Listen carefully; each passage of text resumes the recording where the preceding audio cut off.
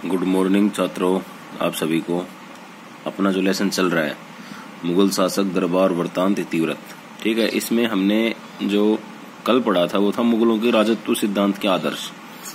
यानी इन्होंने जब राज किया था तो इन्होंने क्या आदर्श स्थापित किए थे अपने राज्य में, या किन आदर्शों के इन्होंने फॉलो किया था।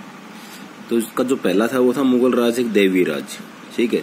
इसमें बताया गया था कि भाई जो राजा है उसको देवताओं ने ही चुना है और देवताओं ने ही उसको अपनी एक उत्तराधिकारी बना करके ऐसी एक शक्ति प्रदान की है, ठीक है, ताकि लोगों के अंदर ये चला जाए कि भाई जो राजा है वो हमारा भगवान है।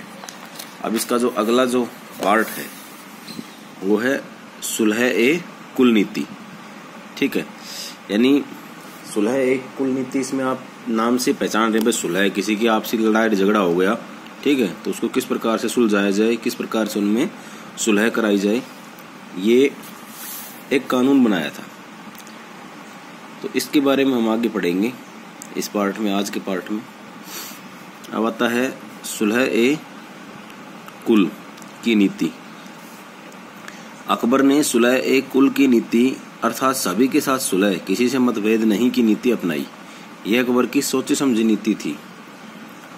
इसे बाद के शासकों ने भी इसे अपनाया। अंग्रेजों ने इस नीति में बदलाव करने के प्रयास किए तो परिणाम घातक रहे। यानी सुलह ए कुल नीति जो है, यानी जो मुगलों का जो राज्य था, ठीक है, उसमें सभी धर्मों के लोग रहते थे, सभी समुदायों के लोग रहते थे, विभिन्न जातियों के लोग रहते थे। तो उनमें किसी प्रकार का कोई मतभेद हो जाता था, लड़ाई झगड़ा हो जाता था, किसी भी कोई परेशानी हो जाती थी, उनको सुलझाने का काम ये अकबर ने यही सोचकर इस नीति को अपनाया था, ठीक है भाई। जैसे मान लो एग्जाम्पल के तौर पे किसी आपसी समुदायों के अंदर लड़ाई झगड़ा हो गया, या फिर लड़ाई हो रही है तो मंदिरों को तोड़ दिया गया, तो उसमें राजा ने क्या किया कि भाई उनको शांत करने के लिए हिंदुओं को उनको कुछ अनुदान दे दिया, उनको कुछ पैसे दे दिए, भाई मंदिर को ठीक कराने के लिए पैसे दे दिए, है ना।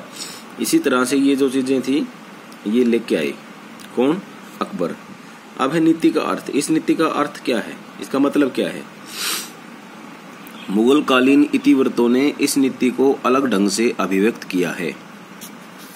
हाँ, इतना सभी मानते हैं कि मुगल साम्राज्य में भिन्न भिन्न जातियों व समुदायों के लोग रहते थे। शासक इस साम्राज्य में शांति व स्थायित्व का स्रोत था, इसलिए वह सभी निर्जातीय समूहों व समुदायों के ऊपर था तथा वह इन सभी वर्गों के बीच मध्यस्थता करता था, क्योंकि न्याय व शांति का मार्ग तालमेल से निकलता था। यह नीति मुगल शासकों में साम्राज्य के लिए आदर्श बनी। अबुल फजल सुलह ए कुल पूर्ण शांति के आदर्श को प्रबुद्ध शासन का आधार बताता है। उसके अनुसार सुलह ए कुल इस सिद्धांत पर आधारित था कि राज सत्ता को क्षति नहीं पहुंचे था, प्रजा शांति से रहे। इसका मतलब यही था कि ये जो नीति जो बनाई थी इसमें यही था कि जो उनका शासन है, किनका? मुगल शासकों का, वो आराम से चले, उसमें कोई किसी प्रकार की दिक्कत ना है, जो जनता है वो आपस में लड़े झगड़े नहीं। जब शासन में जब शांति बनी रहेगी तो वहाँ का विकास भी अच्छा होगा।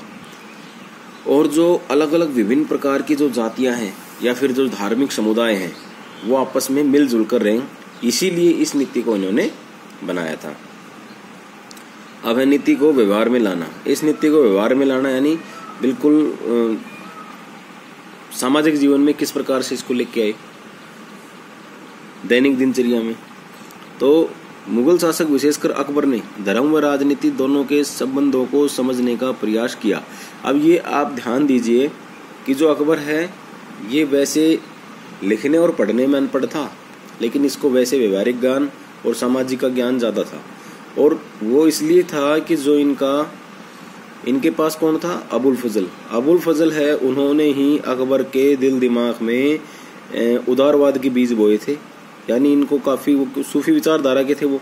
और जो अबुल फजल है वो भी अपने गुरु से प्रभावित थे, तो उन्होंने अकबर को ऐसा बना दिया था एक तरह से धर्मनिरपेक्ष, कि भाई जिस तरह से जो मुगल हैं उनकी जो नीति रही है इस्लाम को बढ़ाने चढ़ाने की, उसको छोड़ करके सभी धर्मों को बराबर से माना जाए। ये जो व्यवहारिकता के जो बीज थे ये किसने बोए थे? अबुल फजल ने बोए थे अकबर के अंदर।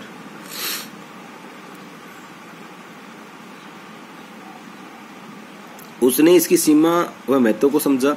इस समझ के बाद यह निष्कर्ष निकाला कि पूरी तरह धर्म का त्याग संभव नहीं है, लेकिन धर्म की कट्टरता को त्याग कर अवश्य चला जाए।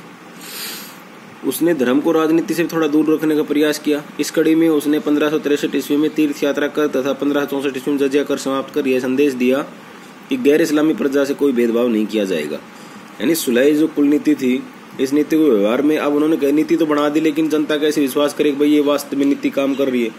तो उन्होंने क्या किया कि जो बिल्कुल धर्म को तो हम छोड़ नहीं सकते, इस्लाम तो त्याग ही नहीं सकते, ठीक है।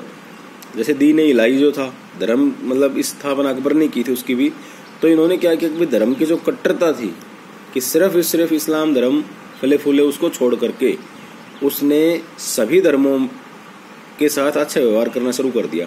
1563 में तीर्थ कर यानी कोई भी अगर तीर्थ यात्रा करता था उस टैक्स को हटा दिया इन्होंने। और 1564 ईस्वी में जजिया जो कर था, जो हिंदुओं से लिया जाता था, ठीक है, वो भी इन्होंने हटा दिया।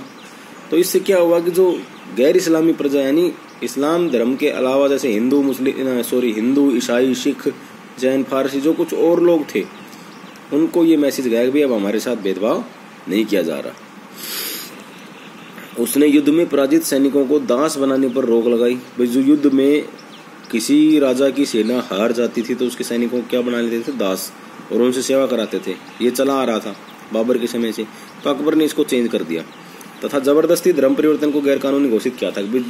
कोई इंसान अपनी मर्जी से अगर धर्म में नहीं आना चाहता है और उसको जबरदस्ती आप यानी तलवार के बल पे, है ना, या फिर उसको मौत का डर दिखा के अगर उससे आप धर्म चेंज करवाते हैं तो ये गलत था। और ये उन्होंने अकबर ने सुलह कुल नीति जो एक कानून बनाया था उसके तहत ये गैर कानूनी घोषित कर दिया था।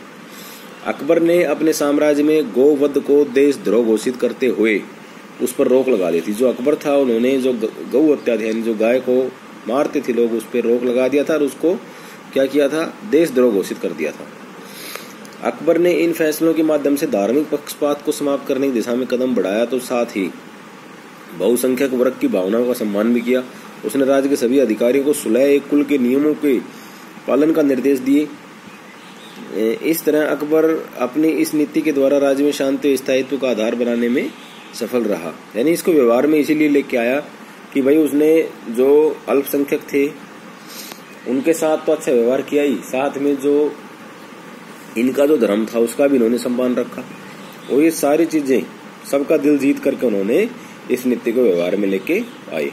अब है अकबर के बाद की नीति। जब अकबर थे तो उनके बाद जब अकबर मर गए थे तो उसके बाद इस नीति को किस तरह से व्यवहार में लाया गया, कि कैसे चलाया गया, वो है इसमें।